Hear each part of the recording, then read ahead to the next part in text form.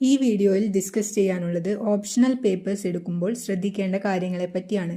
ഞാൻ നേരത്തെ വീഡിയോയിൽ പറഞ്ഞിട്ടുള്ളതുപോലെ തന്നെ ഏതൊക്കെ പേപ്പർ എടുക്കാമെന്ന് സിവിൽ സർവീസിൻ്റെ നോട്ടിഫിക്കേഷനിൽ തന്നെ പറഞ്ഞിട്ടുണ്ട്. രണ്ടാമത് വരുന്ന ഡൗട്ട് ഡിഗ്രി എടുത്ത സബ്ജക്റ്റിൽ തന്നെ ഓപ്ഷണൽ പേപ്പേഴ്സ് എടുക്കണമോ എന്നതാണ്. എന്നാൽ അങ്ങനെയൊന്നുമില്ല. ഇഷ്ടമുള്ള സബ്ജക്റ്റ് ഓപ്ഷണൽ പേപ്പേഴ്സായി തിരഞ്ഞെടുക്കാം.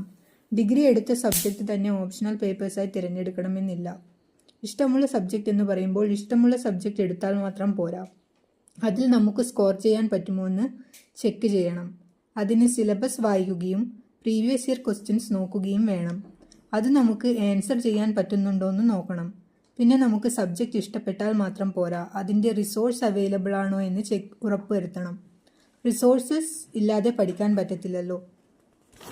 അടുത്തത് നാം തിരഞ്ഞെടുക്കുന്ന വിഷയത്തിൽ ഫാക്കൽറ്റി അവൈലബിൾ ആണോ എന്നുകൂടി നോക്കണം. ഗൈഡ് ചെയ്യാൻ ഒരു മെൻറ്ററിൻ്റെ ആവശ്യമുണ്ട്. ഡെയിലി ആൻസർ റൈറ്റിംഗ് പ്രാക്ടീസ് ചെയ്യണം. അതും ഒരു ഇമ്പോർട്ടൻ്റ് കാര്യമാണ്. ചാനൽ ഇതുവരെ സബ്സ്ക്രൈബ് ചെയ്യാത്തവർ സബ്സ്ക്രൈബ് ചെയ്ത് സപ്പോർട്ട് ചെയ്യുക.